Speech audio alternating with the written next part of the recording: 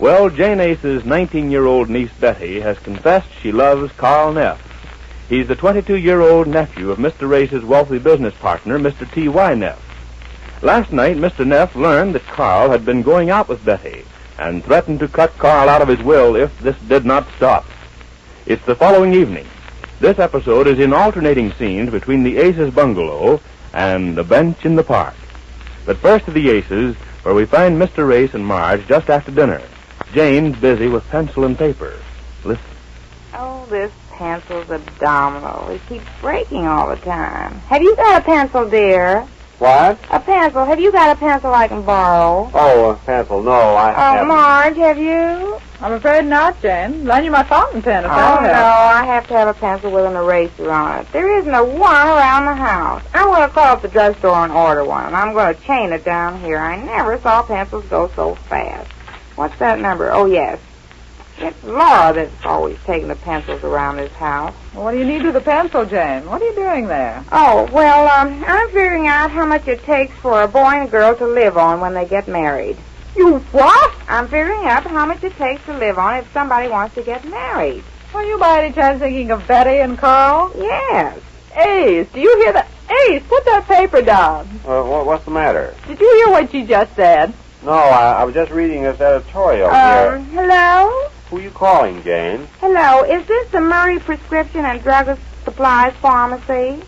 Well, I'd like a pencil.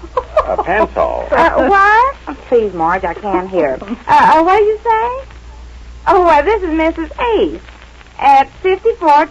yes, a pencil. Oh, well, two pencils, I guess. The way we're always losing... hard, soft, or medium? Wait a minute.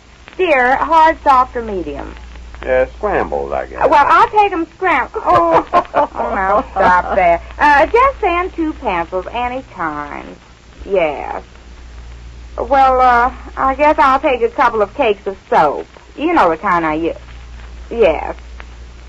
Well, you can send me a box of writing paper and envelopes to match. Yes.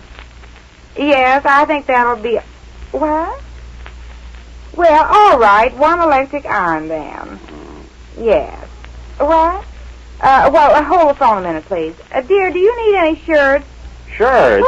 What are you doing? Well, I hate to call up just for a pencil. Hurry, do you need any shirts? Isn't that awful? No, I don't. No, I guess not. That'll be all then. Will you please hurry it over? We need it right away. The pencils, I mean.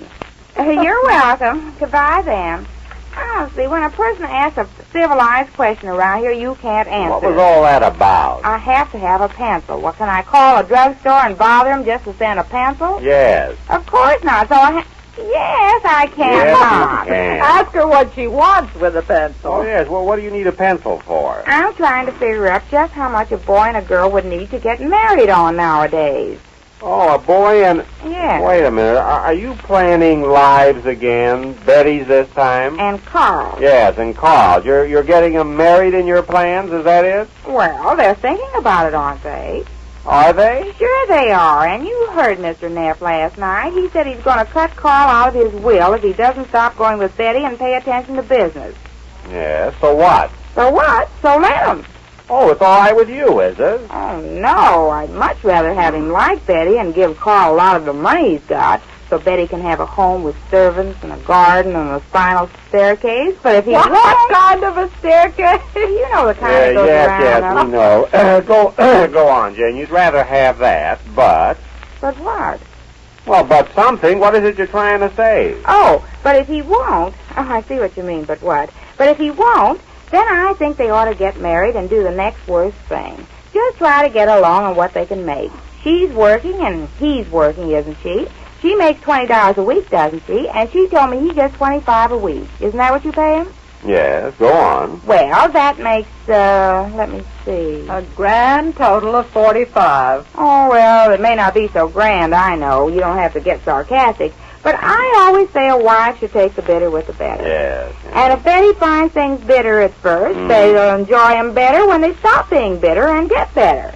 Now, Yes, but what are you trying to prove? Well, I'm trying to prove that they can get married even if Mr. Neff does cut Carl out of his will. Oh, they can, huh? Sure they can. All right, so they won't have a gorgeous home with servants and a garden, eccentric. Yeah. Well, they can be just as happy in an apartment at first, and later on they can move into some other place. After all, home wasn't built in a day, you know. No, home. Wasn't the birthday. Of course not. I know there's a lot of girls that think they have to wait till the boy they want to marry make a lot of money.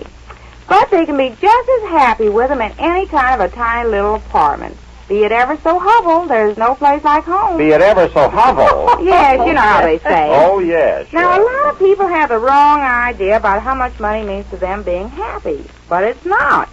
It's not what? It's not the money that counts. Money doesn't mean anything. Oh, it doesn't, Of course not. How about some people with, say, $1,000? That's a lot of money, isn't it? Well, yes, roughly I'd say that's a lot of Well, money. now, there's no use getting rough. We'll say it's a lot of money. Yeah. Or, well, take that movie I saw once where a little boy whose father was a rich millionaire, and this little boy gets run over by an automobile. And all the money the rich father had couldn't save him.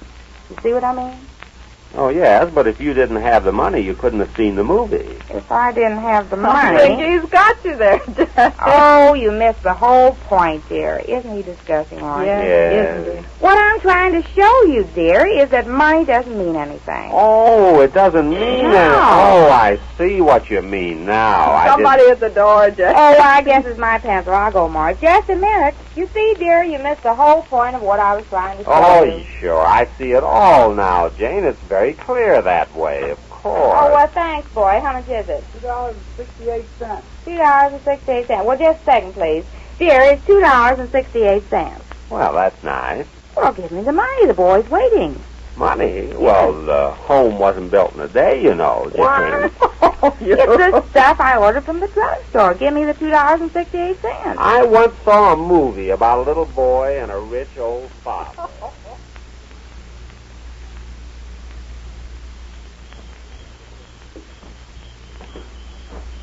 Let's sit here a minute, Betty. I want to talk to you. All right.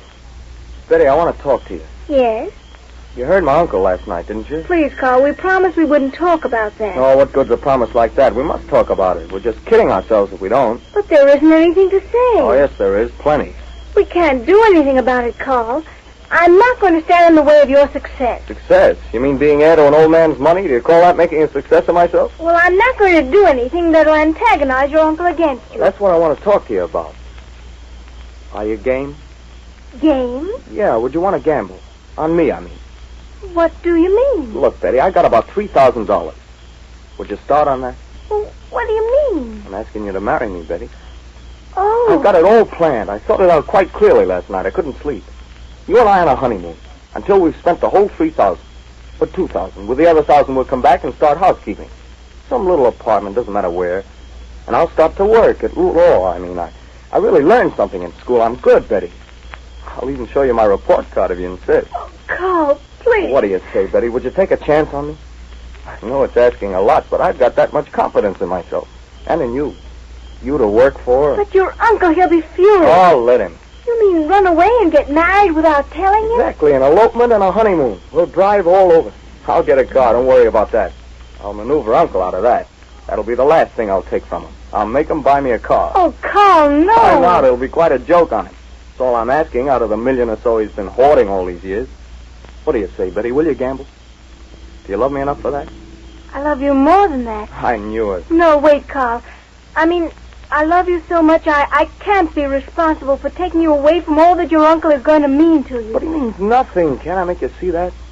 Won't you do it? I'll think about it. No, tell me now. Say you will. If there were only some way of winning your uncle over. Not a chance. I know just how he feels. This is all foolishness to him. He wants me to devote my life, my every minute, to preparing to step into his squeaky old shoes when he gets too tired to carry on. It isn't just you he's against. It's any girl. He says there's plenty of time for that later on. Later on. Look at him. He never got married. He's too busy being successful. And he's just dull enough to be successful, too. Oh, come on, Betty. Say you'll do it. Well... Oh, that's it, sweetheart. You'll never regret it. Now, it's going to be our secret. Not a word about this to your aunt or uncle. Let me see. Tomorrow I'll drop around and get the car. Now, that's our first move. Then there's the marriage life. And so you see, if she makes $20 a week and he makes $25 a week, they've got $45 a week. Now, I'm going to figure out right down to black bottom how much their expenses will be. Oh, just a minute, Jane.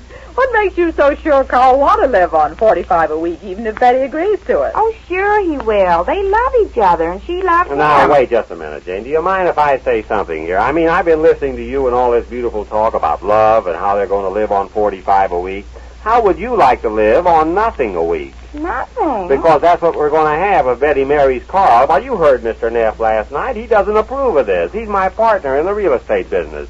His name and his money have made it possible for me to put over some big deals. Now, I can't do anything to antagonize him, can I?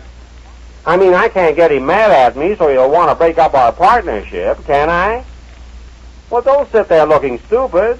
That's not stupid. That's surprise. I never thought of that. He will get mad at us, won't he? Of course he will. Say, I didn't think of that either. Well, I did. He'll blame me for this. Now, look, Jane, do you want to do me a favor, a big favor? Don't plan any marriages for Betty and Carl. Well, I didn't think about that part, about Mr. Neff and all you just told me. He would get mad, wouldn't he? Would he? Well, he's got a blood count now of over 200. Oh, what's money got to do with it? Oh, not money. It's not the money that I'm thinking about now, because I still say they could live on what they make. And that's a lot of bosh, too. They can't live on $45 a week. Not the life Carl's used to living, pampered by old man Neff. Why, even his everyday living expenses are pretty steep. Well, two can live as steep as one, dear. As steep? No, you can't live as steep as one. Well, Mr. Ace's point is well taken, although a trifle late, if Carl and Betty go through with their secret plan. Tomorrow, Carl tries to persuade his uncle to supply the car, and Jane tries something else, as we learn when next we meet the Easy Aces.